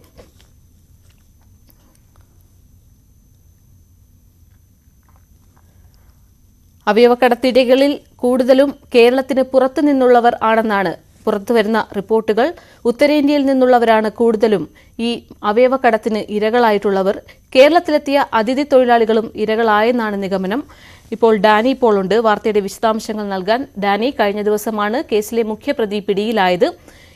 കേസിൽ കൂടുതൽ അറസ്റ്റിന് സാധ്യതയുണ്ടോ? പാർവതി, കേസിൽ കൂടുതൽ അറസ്റ്റിന് തന്നെയാണ് സാധ്യത. കാരണം ഇപ്പോൾ നിലവിൽ ഏറ്റവും പുതുതായി ഒരാൾ കൂടി കസ്റ്റഡിയിലുണ്ടെന്ന് ആണ് സ്ഥിരീകരണം ലഭിക്കുന്നത്. ഇയാൾ ആദ്യ പ്രതിയായ സബിത് നാസറിനൊപ്പം തന്നെ ഇടനിലക്കാരനായി പ്രവർത്തിച്ച ആളാണെന്ന് സ്ഥിരീകരിച്ചിട്ടുണ്ട്. അപ്പൊ ഇയാളുടെ പങ്കിനെ കുറിച്ച് കുറച്ചുകൂടി വ്യക്തത വന്നാൽ ഇയാളുടെ അറസ്റ്റ് അടക്കമുള്ള കാര്യങ്ങൾ ഉണ്ടാകുമെന്ന് തന്നെയാണ് മനസ്സിലാക്കുന്നത്. അതോടൊപ്പം തന്നെ കേരളത്തിന് പുറത്തുള്ളവരും ഇതിന്റെ ഇടനിലക്കാരായി വർത്തിച്ചിട്ടുണ്ട്. അവരെ കുറിച്ചുള്ളൊരു അന്വേഷണവും തുടരുകയാണ്. അവർ കേരളത്തിലുണ്ടോ എന്നത് അടക്കമുള്ള കാര്യങ്ങളിൽ ഇതുവരെ സ്ഥിരീകരണം, ഇപ്പോൾ അവർ കേരളത്തിൽ കേന്ദ്രീകരിച്ച് പ്രവർത്തിക്കുന്നുണ്ടോ എന്നത് സംബന്ധിച്ച ഇതുവരെയും ഒരു സ്ഥിരീകരണത്തിലേക്ക് വന്നിട്ടില്ല. പക്ഷെ അത് സംബന്ധിച്ചും അന്വേഷണം നടക്കുന്നുണ്ട്. പ്രധാനമായും ഈ റാക്കറ്റ് കേന്ദ്രീകരിച്ചിരുന്നത് ഇന്ത്യയിൽ ഹൈദരാബാദും അതോടൊപ്പം തന്നെ വിദേശത്തെ ഗൾഫ് മേഖലയും കേന്ദ്രീകരിച്ചുകൊണ്ടാണ് ഈ റാക്കറ്റ് പ്രവർത്തിച്ചിരുന്നത്. ഇത് സംബന്ധിയായ കൂടുതൽ വെളിപ്പെടുത്തലുകൾ ആദ്യഘട്ടത്തിൽ ഉണ്ടായിട്ടില്ല. കാരണം കേന്ദ്ര ഏജൻസികളടക്കം ഈ കാര്യങ്ങൾ അന്വേഷിച്ച് വരികയാണ്. പ്രതി അറസ്റ്റ് രേഖപ്പെടുത്തിയ സബിത് നാസറിനെ ഇന്ന് കോടതിയിൽ ഹാജരാക്കുന്നുണ്ട്. സ്വാഭാവികമായി ഇതിന്റെ കേസിന്റെ തുടർ നടപടികൾക്കായി കസ്റ്റഡി അപേക്ഷയും ഇന്ന് പോലീസ് കോടതിയിൽ സമർപ്പിക്കുകയും ചെയ്യും. ഇയാളെ വിശദമായി ചോദ്യം ചെയ്യേണ്ടതുണ്ട്. കാരണം അന്താരാഷ്ട്ര തലത്തിൽ പ്രവർത്തിക്കുന്ന മാഫിയ സംഘങ്ങളും അവയവ മാഫിയ സംഘങ്ങളുമായാണ് ഇയാൾക്ക് ബന്ധമുണ്ട് എന്നത് സ്ഥിരീകരിച്ചിട്ടുണ്ട്. ഇയാളുടെ ബാങ്ക് ഇടപാടുകളും ഇയാളുടെ ഫോൺ കോളുകളും എല്ലാം തന്നെ കഴിഞ്ഞ ദിവസങ്ങളിൽ പരിശോധിച്ചിരുന്നു. ഇത് സംബന്ധിച്ച് കൂടുതൽ അന്വേഷണത്തിലേക്ക് തന്നെയാണ് കടന്നു പോകുന്നത്. കേന്ദ്ര ഏജൻസികളുടെ പ്രാഥമികമായ ഒരു അന്വേഷണം പൂർത്തീകരിച്ചിട്ടുണ്ട്. പാർവതി, തുടരണം. പെരുമ്പാവൂരിൽ നിയമ വിദ്യാർത്ഥിനി ജിഷയെ ബലാത്സംഗം ചെയ്ത് കൊലപ്പെടുത്തിയ കേസിൽ പ്രതി അമീറുൽ ഇസ്ലാമിന്റെ വധശിക്ഷയ്ക്ക് അനുമതി തേടിക്കൊണ്ടുള്ള സർക്കാരിന്റെ അപേക്ഷയിൽ ഇന്ന് ഹൈക്കോടതി വിധി പറയും. വധശിക്ഷ റദ്ദാക്കണമെന്നാവശ്യപ്പെട്ട് അമീറുൽ ഇസ്ലാം നൽകിയ അപ്പീലിലും ഇന്ന് ഉച്ചയ്ക്ക് 1:45 കോടതി വിധി പറയും. ഡാനി പോളുണ്ട്. ഡാനി, നമുക്കറിയാം ജിഷ വധക്കേസ് ഏറെ വിവാദമായ കേസാണ്. സർക്കാരിന്റെ അപ്പീലുണ്ട്. ഒപ്പം പ്രതി അമീറുൽ ഇസ്ലാമിന്റെ ഹർജിയും കോടതിയിൽ പരിഗണനയ്ക്ക് വരുന്നു. വിവരങ്ങൾ. പാർവതി, ഇന്ന് ഉച്ചയ്ക്ക് ശേഷം 1:45 ഹൈക്കോടതി കേസ് പരിഗണിക്കുന്നത്. നമുക്കറിയാം വളരെ പ്രമാദമായ ഒരു കേസായിരുന്നു. ഇതിൽ 2017 അമീറുൽ ഇസ്ലാമിന് എറണാകുളം പ്രിൻസിപ്പൽ സെഷൻസ് കോടതി വധശിക്ഷ വിധിക്കുകയും ചെയ്യുന്നത്. അതിനുശേഷം ഹൈക്കോടതിയുടെ ഒരു തീരുമാനം കൂടി ഇക്കാര്യത്തിൽ അനുമതി കൂടി ഇതിൽ വരേണ്ടതുണ്ട്. ഇതാണ് സർക്കാർ അനുമതി തേടിയിരിക്കുകയും അതിൽ വാദം നടപടികൾ കഴിഞ്ഞ ദിവസങ്ങളായിട്ട് പൂർത്തിയാക്കുകയും എല്ലാം തന്നെ ചെയ്തിരുന്നു. ഇതിനൊടുവിലാണ് ഇപ്പോൾ വിധി പ്രസ്താവം അടക്കമുള്ള കാര്യങ്ങളിലേക്ക് ഇന്ന് കോടതി കടക്കുകയും ചെയ്യുന്നത്. സർക്കാരിന്റെ ഒരു വാദം എന്ന് പറയുന്നത് ഇക്കാര്യത്തിൽ ഇയാളുടെ പങ്ക് നിസ്സംശയം തെളിഞ്ഞിട്ടുള്ള ഒരു കാര്യമാണ്. ഇതിൽ ശാസ്ത്രീയമായ തെളിവുകൾ അടക്കമാണ് ഈ അന്വേഷണത്തിൽ സ്വീകരിക്കുകയും ചെയ്തിട്ടുള്ളത്. അതിൽ പ്രതി ഇയാൾ തന്നെയാണെന്ന് വ്യക്തമായിട്ടുമുള്ളതാണ്. അതുകൊണ്ട് സമാനതകളില്ലാത്ത ഒരു കുറ്റകൃത്യമാണ് ചെയ്തിരിക്കുന്നത്. അപൂർവങ്ങളിൽ അപൂർവമായ കുറ്റകൃത്യമാണ്. വധശിക്ഷ ഉറപ്പാക്കണം എന്നതാണ്. അതിന് തീയതി അടക്കമുള്ള കാര്യങ്ങളിലേക്ക് കടന്നു പോകേണ്ടതുണ്ട്. അപ്പോൾ അതിന് ഒരു അനുമതി നൽകണം എന്നതാണ് കോടതിക്ക് മുന്നിലുള്ള സർക്കാരിന്റെ ഭാഗമായ ഒരു അനുമതി തേടലായി വന്നിരിക്കുന്നത്. അതേസമയം അമീറുൽ ഇസ്ലാമിന്റെ വാദം ഇതിൽ സാക്ഷികളില്ല, തന്നെ കുടുക്കുകയായിരുന്നു, പ്രതിയാക്കി തന്നെ ഇതിൽ ചേർക്കുകയായിരുന്നു, ഇതിന് മറ്റ് സാക്ഷിമൊഴികളോ കാര്യങ്ങളോ ഇല്ല എന്നാണ് ഇയാൾ പറയുകയും ചെയ്യുന്നത്. എന്തായാലും ഹൈക്കോടതി ഡിവിഷൻ ബെഞ്ചാണ് ഈ കേസ് പരിഗണിക്കുന്നത്. ഇന്ന് ഉച്ചയ്ക്ക് ശേഷം 1:45 ഈ കേസിലെ വിധി ഉണ്ടാകും. പാർവതി, ജിഷ വധക്കേസിൽ സർക്കാർ നൽകിയ അപ്പീലിലും പ്രതി അമീറുൽ ഇസ്ലാമിന്റെ അപേക്ഷയിലും ഇന്ന് ഹൈക്കോടതി വിധി പറയും. വിവരങ്ങൾ നൽകിയത് ഡാനി പോൾ. കോഴിക്കോട് മെഡിക്കൽ കോളേജിൽ 4 വയസ്സുകാരിയെ അവയവം മാറി ശസ്ത്രക്രിയ ചെയ്ത സംഭവത്തിൽ ചികിത്സാ പിഴവുണ്ടായോ എന്ന് കണ്ടെത്താനുള്ള മെഡിക്കൽ ബോർഡ് ഇന്ന് യോഗം ചേരും. Manjeri medical college principal in charge doctor അഷ്റഫിന്റെ നേതൃത്വത്തിലുള്ള 3-അംഗ ബോർഡാണ് യോഗം ചേരുന്നത്. ഡോക്ടർ ബിജോൺസിന്റെ മൊഴി ഉടൻ രേഖപ്പെടുത്തുമെന്നും പോലീസ് അറിയിച്ചിരുന്നു.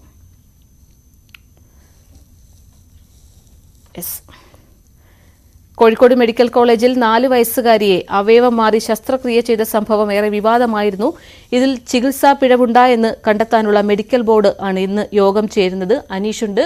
MS അനീഷ് കുമാർ കോഴിക്കോട് നിന്ന് ചേരുന്നു. അനീഷ്, തുടർ നടപടി എന്താകും? ഇന്ന് മെഡിക്കൽ ബോർഡ് യോഗം ചേരുന്നു എന്നാണ് അറിയിച്ചിരിക്കുന്നത്. പക്ഷേ സമയം, സ്ഥലം അടക്കമുള്ള കാര്യങ്ങൾ വ്യക്തമാക്കിയിട്ടില്ല. അവർ അങ്ങേയറ്റം രഹസ്യ സ്വഭാവമുള്ള അല്ലെങ്കിൽ അത്തരത്തിലൊരു യോഗമാണ് എന്നാണ് വ്യക്തമാക്കുന്നത്. എന്തായാലും മെഡിക്കൽ ബോർഡിന്റെ തീരുമാനം അല്ലെങ്കിൽ മെഡിക്കൽ ബോർഡിന്റെ റിപ്പോർട്ട് അനുസരിച്ചായിരിക്കും ചികിത്സയിൽ അനാസ്ഥ വന്നോ അല്ലെങ്കിൽ അത്തരം കാര്യങ്ങളെ കുറിച്ചുള്ള ഒരു കൃത്യമായ നിഗമനത്തിലേക്ക് പോലീസ് എത്തുക. പോലീസിന്റെ നിർദ്ദേശപ്രകാരമാണ് ഇങ്ങനൊരു മെഡിക്കൽ ബോർഡ് രൂപീകരിക്കാൻ DMO ഉത്തരവിടുകയും ചെയ്ത് പ്രധാനമായും 2 കാര്യങ്ങൾ പരിശോധിക്കും. ഒന്ന്, ഈ കുട്ടിക്ക് ചികിത്സ അനിവാര്യമായിരുന്നു അല്ലെങ്കിൽ ഇത്തരമൊരു ശസ്ത്രക്രിയ അനിവാര്യമായിരുന്നു എന്നാണ് ഡോക്ടർ ബിജോൺ ശസ്ത്രക്രിയ നടത്തിയ ഡോക്ടർ വെളിപ്പെടുത്തിയത്. ആ കാര്യവും ഒപ്പം ഭാവിയിൽ കുട്ടിക്ക് എന്തെങ്കിലും ആരോഗ്യ പ്രശ്നങ്ങളുണ്ടോ എന്ന കാര്യവും പരിശോധിക്കും. നേരത്തെ പോലീസ് ശസ്ത്രക്രിയ സമയത്തുണ്ടായിരുന്ന മറ്റു ഡോക്ടർമാരുടെയും ആശുപത്രി ജീവനക്കാരുടേതും അടക്കം മൊഴി രേഖപ്പെടുത്തിയിരുന്നു. ഇനി ഡോക്ടർ ബിജോണിന്റെ മൊഴിയാണ് രേഖപ്പെടുത്താനുള്ളത്. അത് മിക്കവാറും മെഡിക്കൽ ബോർഡ് യോഗം ചേർന്ന് അവരുടെ കണ്ടെത്തലുകൾ പുറത്തു പറഞ്ഞ അല്ലെങ്കിൽ അങ്ങനെ ഒരു റിപ്പോർട്ട് നൽകിയ ശേഷമാവും അതിനെ അധികരിച്ചാവും പോലീസ് കാര്യങ്ങൾ ഡോക്ടറോട് ചോദിച്ചറിയുക എന്നാണ് നമുക്ക് മനസ്സിലാക്കാൻ സാധിക്കുക. എന്തായാലും നേരത്തെ ആശുപത്രി സൂപ്രണ്ട് നൽകിയ റിപ്പോർട്ട് ഈ ശസ്ത്രക്രിയ അനിവാര്യമായിരുന്നു എന്നാണ്. അതുകൊണ്ട് കൂടുതൽ നടപടികൾ ബിജോൺസിനെതിരെ വേണ്ട എന്ന നിർദ്ദേശവും നൽകിയിരുന്നു. ഇതിനെതിരെ കുടുംബമടക്കം രംഗത്ത് വരികയും ചെയ്തിരുന്നു. ഇത്തരമൊരു സാഹചര്യത്തിലാണ് മെഡിക്കൽ ബോർഡിന്റെ യോഗവും ആ മെഡിക്കൽ ബോർഡ് നൽകുന്ന റിപ്പോർട്ടും ഏറെ നിർണായകമായി മാറുന്നത്. അവയവം മാറി ശസ്ത്രക്രിയ ചെയ്ത സംഭവത്തിൽ ഇന്ന് മെഡിക്കൽ ബോർഡ് യോഗം ചേരും. വിവരങ്ങൾ നൽകിയത് MS അനീഷ് കുമാർ കോഴിക്കോട് നിന്നും. പന്തീരങ്കാവ് ഗാർഹിക പീഡന കേസിലെ മുഖ്യപ്രതി രാഹുലിന്റെ കൂട്ടുപ്രതികളായ അമ്മയും സഹോദരിയും സമർപ്പിച്ച മുൻകൂർ ജാമ്യ ഹർജി കോഴിക്കോട് ജില്ലാ കോടതി ഇന്ന് പരിഗണിക്കും. ജർമ്മനിയിലേക്ക് കടന്നുകളഞ്ഞ രാഹുലിനെ പിടികൂടാൻ കഴിയാത്തതിന്റെ ജാള്യത മറയ്ക്കാൻ പോലീസ് തങ്ങളെ അനാവശ്യമായി കേസിൽ പ്രതി ചേർത്തിരിക്കുകയാണെന്നാണ് ജാമ്യ ഹർജിയിൽ ഇരുവരും പറയുന്നത്. അനീഷ് കുമാറുണ്ട്. അനീഷ്, പോലീസിന് വലിയ നാണക്കേടുണ്ടാക്കിയ കേസാണ്. ഒപ്പം ഇവരുടെ ജാമ്യാപേക്ഷ ഇന്ന് കോടതി പരിഗണിക്കുന്നു. വിവരങ്ങൾ.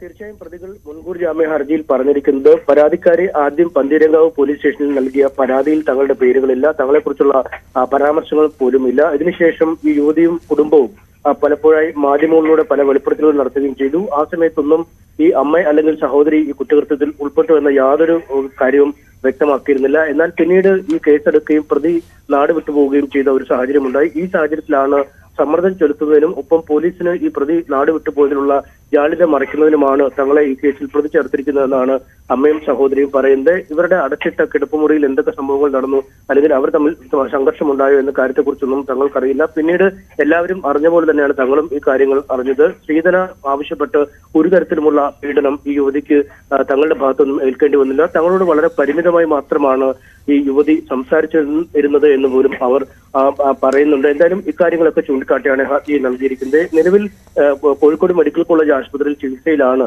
സഹോദരിയും അമ്മയും ഉള്ളത്. അവർക്ക് ശാരീരികമായ ചില ബുദ്ധിമുട്ടുകൾ ഉണ്ടായതിനെ തുടർന്ന് 3 ദിവസം മുമ്പാണ് ആശുപത്രിയിൽ പ്രവേശിപ്പിച്ചത്. പോലീസ് നിർബന്ധപൂർവ്വം ഡിസ്ചാർജ് ചെയ്ത് തങ്ങളെ കസ്റ്റഡിയിലെടുക്കാനുള്ള നീക്കം നടത്തുന്നതായും ഇവർ ആരോപിക്കുന്നു. ഒപ്പം വീടിന്റെ താക്കോലുകൾ പോലീസ് പിടിച്ചു വാങ്ങി കൊണ്ടുപോയി, കാർ അടക്കമുള്ളവ പിടിച്ചെടുത്തു എന്നും ഇവർ ആരോപിക്കുന്നുണ്ട്. എന്തായാലും ഈ കേസിൽ 2-3 പ്രതികളായാണ് ഇവരെ പ്രതി ചേർത്തിരിക്കുന്നത്. നേരത്തെ ഈ രാഹുലിന്റെ സുഹൃത്തായ രാജേഷിനെ ഈ ബംഗളൂരുവിലേക്കും അവിടെ നിന്ന് സിംഗപ്പൂരിലേക്കും പോകാൻ രാഹുലിനെ സഹായിച്ചു എന്ന് ആരോപിച്ച് കസ്റ്റഡിയിൽ എടുത്തിരുന്നു. പിന്നീട് കോടതിയിൽ ഹാജരാക്കി ജാമ്യത്തിൽ വിടുകയും ചെയ്തിരുന്നു.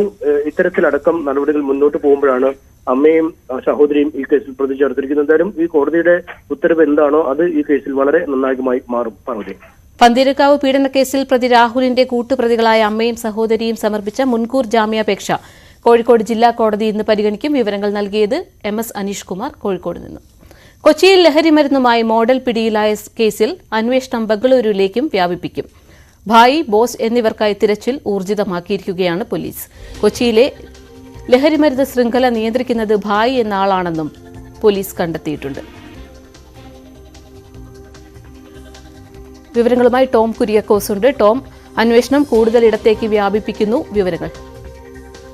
പാർവതി, കഴിഞ്ഞ ദിവസമാണ് കൊച്ചി എളമക്കരയില് ലഹരിയുമായി, അതായത് ലോഡ്ജ് കേന്ദ്രീകരിച്ചുള്ള ലഹരി ഇടപാടിനിടെ ഒരു പ്രമുഖ മോഡൽ ഉൾപ്പെടെ 6 അംഗ സംഘം പിടിയിലായത്. ഈ മോഡൽ അൽക്കാബോണി എന്ന കൊച്ചി വരാപ്പുഴ സ്വദേശിനിയായിട്ട് അൽക്കാബോണി എന്ന മോഡലിനെ കേന്ദ്രീകരിച്ച് കൂടുതൽ അന്വേഷണം നടത്തിയപ്പോഴാണ് ഇവർ ബംഗളൂരു കേന്ദ്രീകരിച്ചാണ് ഈ ലഹരി ഇടപാടുകൾ നടത്തുന്നത്. ഫാഷൻ ഷോ രംഗത്ത് വളരെ സജീവമായിട്ടുള്ള വ്യക്തിയാണ് അൽക്കാബോണി എന്ന ഈ മോഡലെന്നും പോലീസിന് വിവരങ്ങൾ ലഭിച്ചു. ഇതിന്റെ അടിസ്ഥാനത്തിലാണ് ഈ ലഹരി കേസിൽ, കൊച്ചിയിലെ ലഹരി കേസുമായി ബന്ധപ്പെട്ട അന്വേഷണം ബംഗളൂരുവിലേക്കും നീങ്ങുന്നത്.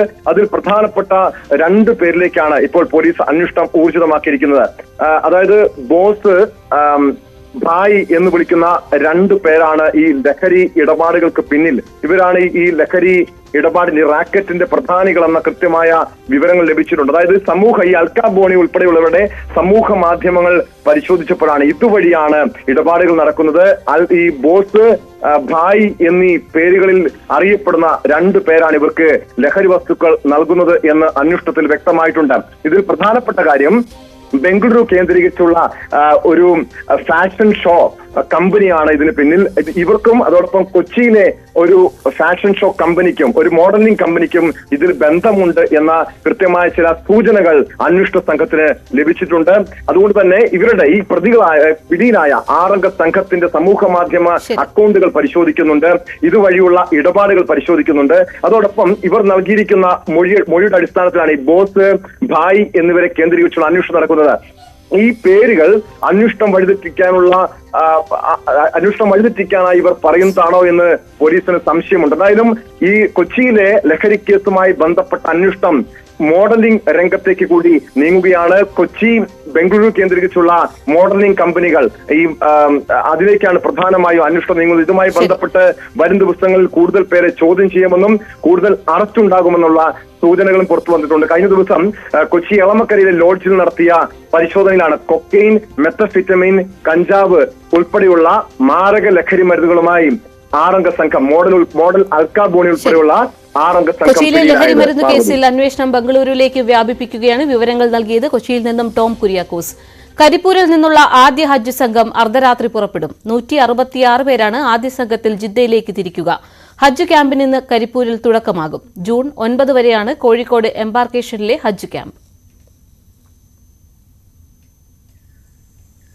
മറ്റൊരു ഹജ്ജ് തീർത്ഥാടന കാലത്തിന് കൂടി തുടക്കമാവുകയാണ്. കരിപ്പൂരിൽ നിന്നുള്ള ആദ്യ ഹജ്ജ് തീർത്ഥാടകരുടെ വിമാനം നാളെ പുലർച്ചെ 12:05 പുറപ്പെടുക.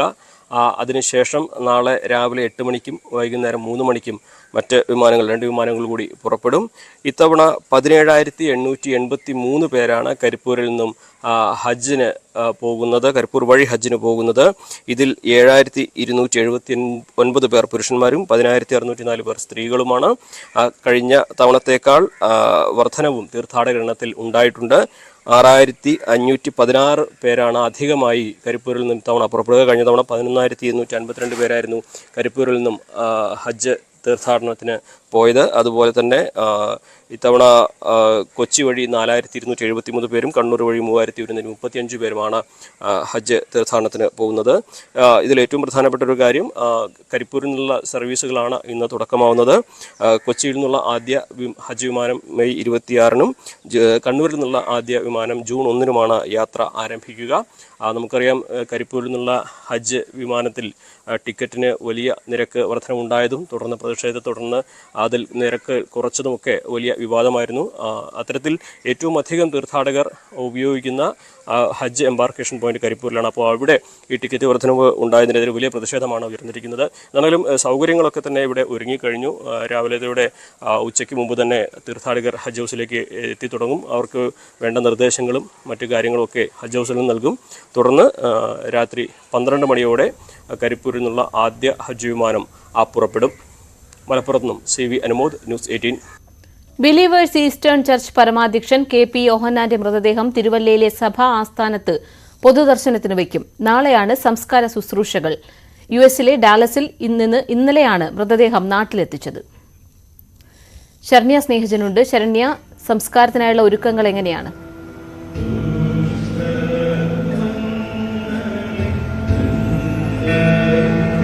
അല്പസമയം മുമ്പാണ് ബിലീവേഴ്സ് ചർച്ചിന്റെ പരമാധ്യക്ഷൻ മാർ അത്തനേഷ്യസ് യോഹൻ മെത്രാപ്പൊലീത്തയുടെ മൃതദേഹം ഇപ്പോൾ പൊതുദർശനത്തിനായി ബിലീവേഴ്സ് ചർച്ച് ആസ്ഥാനത്തുള്ള കൺവെൻഷൻ സെന്ററിൽ എത്തിച്ചിരിക്കുന്നത്. ഇന്നലെ അമേരിക്കയിലെ ഡാലസിൽ നിന്നും കൊച്ചിയിലെത്തിയ മൃതദേഹം അവിടെ പിന്നീട് ശുശ്രൂഷകളൊക്കെ നടത്തി വിലാപയാത്രയാണ് നിരണത്തേക്ക് എത്തിച്ചത്. നിരണത്തെ അദ്ദേഹത്തിന്റെ ജന്മനാട്ടിലെത്തി അവിടുത്തെ പള്ളിയിൽ പൊതുദർശനത്തിന് വെച്ച ശേഷമായിരുന്നു പൗരാവലിയുടെ സ്വീകരണം ഏറ്റുവാങ്ങിക്കൊണ്ട് ഇന്നലെ രാത്രിയോടുകൂടി സഭാ ആസ്ഥാനത്ത് മാഞ്ഞാടിയിലെ ബിലീവേഴ്സ് ചർച്ച് സഭാ ആസ്ഥാനത്തേക്ക് എത്തിച്ചത്.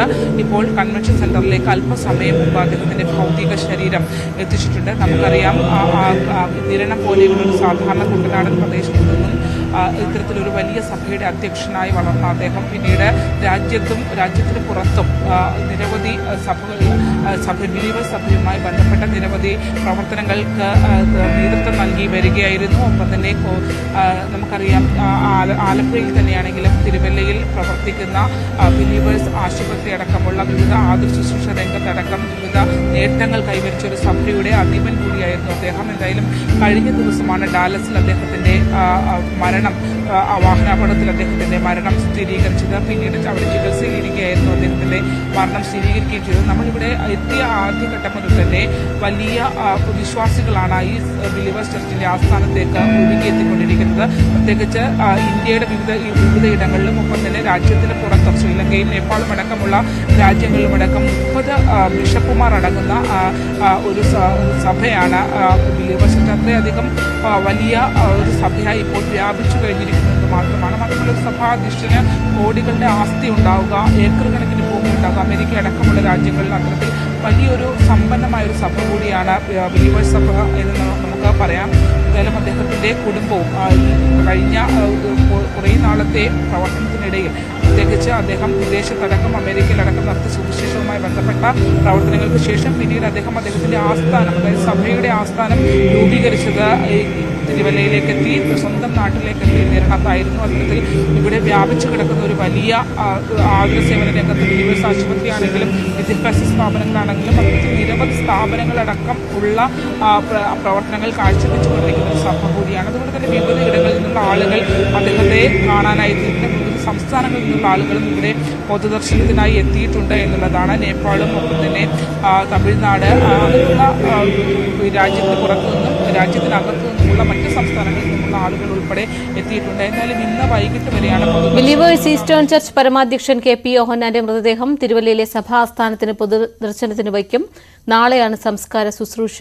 US-ലെ ഡാലസിൽ നിന്ന് ഇന്നലെയാണ് മൃതദേഹം നാട്ടിലെത്തിച്ചത്. വിവരങ്ങൾ നൽകിയത് ശരണ്യ സ്നേഹജൻ. നിലവിലുള്ള നിയമത്തിനു പകരം കേന്ദ്ര സർക്കാർ കൊണ്ടുവന്ന പുതിയ ക്രിമിനൽ നിയമത്തിനെതിരായ പൊതുതാൽപര്യ ഹർജി സുപ്രീംകോടതി ഇന്ന് പരിഗണിക്കും. IPC, CRPC, തെളിവ് നിയമം എന്നിവയ്ക്ക് പകരം കൊണ്ടുവന്ന ക്രിമിനൽ നിയമങ്ങൾ ചോദ്യം ചെയ്താണ് ഹർജി. ജസ്റ്റിസുമാരായ ബേലായം ത്രിവേദി, പങ്കജ് മിത്തൽ എന്നിവരുൾപ്പെട്ട ഡിവിഷൻ ബെഞ്ചാണ് ഹർജി പരിഗണിക്കുന്നത്. അഭിഭാഷകരായ വിശാൽ തിവാരിയാണ് പുതിയ നിയമങ്ങൾ ചോദ്യം ചെയ്ത് സുപ്രീംകോടതിയെ സമീപിച്ചിരിക്കുന്നത്. ഭാരതീയ ന്യായ് സംഹിത, ഭാരതീയ സാക്ഷി അധിനിയം, ഭാരതീയ നാഗരിക സുരക്ഷാ സംഹിത എന്നിവയ്ക്ക് നിരവധി ന്യൂനതകളും പൊരുത്തക്കേടുകളും ഉണ്ടെന്നും ഹർജിയിൽ പറയുന്നു. മഴക്കാലമെത്തിയതോടെ കുട്ടനാട്ടിലെ പാടശേഖരങ്ങളിൽ നിത്യസന്ദർശകരായ ബ്ലാക്ക് ഹെഡ്സ് ഈബിസ് പക്ഷികൾ കഷണ്ടിക്കൊക്കുകൾ എന്ന പേരിലും ഇവ അറിയപ്പെടുന്നു. ഈ റിപ്പോർട്ടോടുകൂടി വാർത്താരംഭം പൂർണ്ണമാകുകയാണ്. നമസ്കാരം.